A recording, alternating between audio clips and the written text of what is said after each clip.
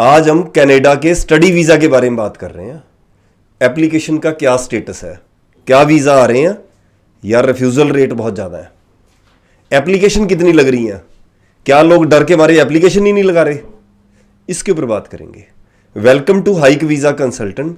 अगर वीडियो अच्छी लगी तो उसको लाइक भी करना, दोस्तों से शेयर भी करना अगर आपको लगता है कि ज़रूरत है, और हो सके अगर फर्स्ट टाइम चैनल पे आए हैं, वीडियो अच्छी लगी तो इसको सब्सक्राइब जरूर करना ताकि नेक्स्ट वीडियो मिले आपको। स्टार्ट करते हैं। अगर आप कनाडा स्टडी वीज़ा कर रहे हो, जो आज की डेट में ट्रेंड चल रहा है, बेसिकली क्या है, जो ट्रेंड देखा गया न्यूजीलैंड और ऑस्ट्रेलिया को छोड़ के यूएस के अंदर भी थोड़ा सा क्या है पोजीशन, मतलब हालांकि वीज़ा का भी मैं नहीं बोल सकता कि वहां पे आइलेट्स के बेस पे ज़्यादा आ रहा है, पर वैल्यू आइलेट्स की ज़्यादा है। ये चीज़ जरूर पता है कि आइलेट्स जो है उसके बेस के ऊपर आपको कई यूनिवर्सिटी स्कॉलरशिप देती हैं, पब्लिक यूनिवर्सिटी भी, अगर आपने आइलेट्स का पेपर दिया हुआ है। जो पीटी के बेस पे सारी यूनिवर्सिटियां स्कॉलरशिप नहीं देती, थोड़ी सी उसके बेस पे कम चांस होता है स्कॉलरशिप का। ये जो चीज़ें नज़र आ रही हैं कई जगह, तो यानी कि बहुत सारी यूनिवर्सिटी आइलेट्स को ज़्यादा प्रेफरेंस देती हैं। और सेकंड क्या है, ऐसे ही कनाडा के अंदर है जो पीटी है, पीटी की बजाय आइलेट्स को वो ज़्यादा प्रेफरेंस देते हैं। अगर आपको मान लो अभी बच्चे जो 2025 में पास आउट होंगे, अगर आपको दोनों में से एक पेपर चॉइस करना हुआ कि आइलेट्स करें या पीटी करें, तो मेरे ख्याल से आपको आइलेट्स की तरफ ज़्यादा जाना चाहिए।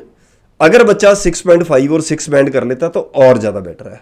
और किन किन बातों का ध्यान रखना, अगर बच्चा, बार बार हम एक ही चीज़ बोलते हैं कि बच्चा अगर बैचलर डिग्री की तरफ जाता है या मास्टर डिग्री की तरफ जाता है, जो आज का ट्रेंड है, पहले वीज़ा बहुत लग रहे थे, बच्चे छोटे छोटे प्रोग्राम भी लेके चले गए तो चल गया।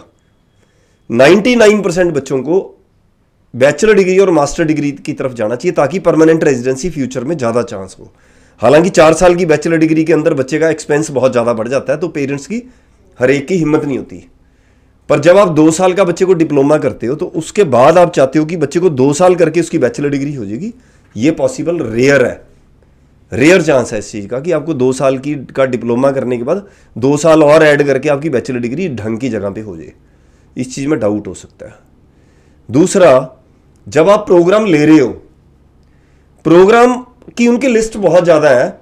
जो जैसे उन्होंने ट्रांसपोर्ट की का प्रोग्राम निकाल दिया, कुछ और प्रोग्राम निकाल दिए लिस्ट में से, जो आप प्रोग्राम अब लेके जाने के लिए आपको सजेशन दिया जा रहा है आपके कंसल्टेंट की तरफ से, या आप खुद प्लान कर रहे हो लिस्ट देख के। आपको ये भी प्लान करना है या फ्यूचर में इसकी क्या कनाडा में रिक्वायरमेंट रहेगी जब मेरी बारी आएगी परमानेंट रेजिडेंसी की, क्योंकि आपकी अगर आप बैचलर डिग्री करने जा रहे हो तो आपकी बारी आएगी 6 साल के बाद। एक अच्छा प्लान करके जाना है। आने वाले टाइम में जो आज कंडीशंस हैं वीज़ा की, आने वाले टाइम में हो सकता है इससे खराब कंडीशन हो। हमने उन कंडीशन को पकड़ के चलना है।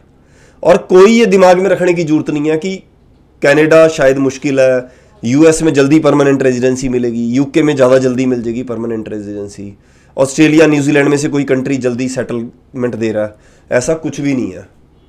आपको हो सकता है 10 साल लग जाए सेटलमेंट होते होते, आपकी परमानेंट होते होते। मेंटली रेडी होके जाना है।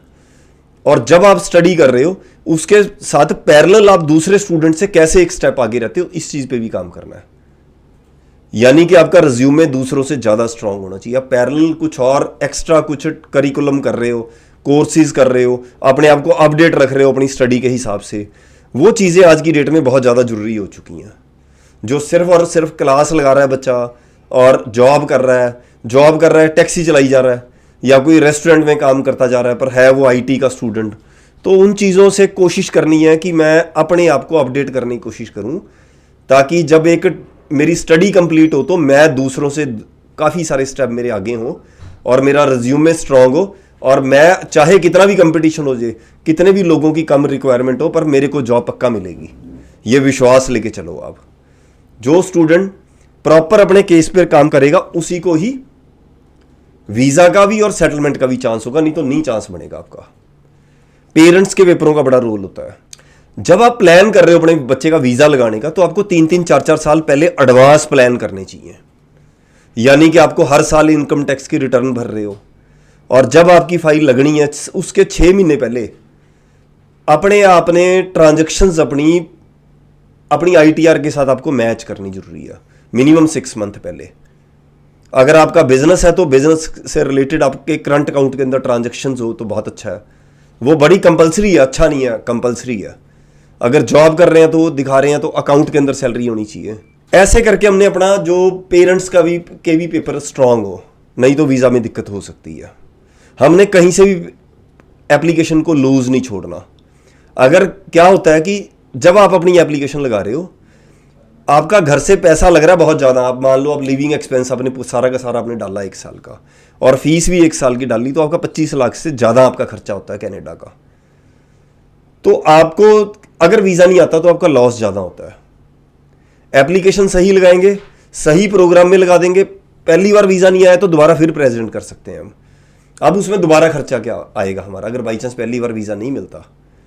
आपको कोई डुप्लीकेट पेपर नहीं लगाने, सही फाइल लगानी है।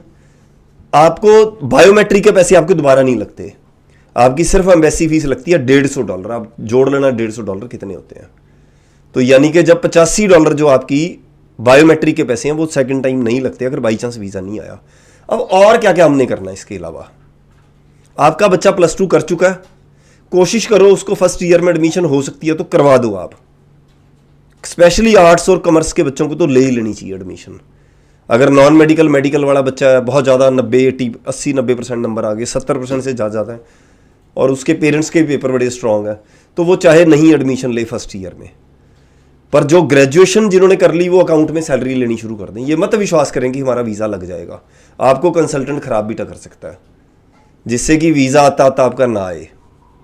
कोई भी एप्लीकेशन कर रहे हो, अपनी एप्लीकेशन पे पूरी कमांड बना के रखें, आपका SOP से लेके हर चीज़ आपकी बड़ी प्रॉपर हो, कोई कॉपी पेस्ट ना हो। बहुत सारे सॉफ्टवेयर बता देते हैं कि ये जो SOP है कॉपी पेस्ट की हुई है, सारी इंटरनेट से इसकी वर्डिंग उठाई हुई है। सही एप्लीकेशन लगाएंगे तो पक्का आपको वीज़ा मिलेगा। नमस्कार।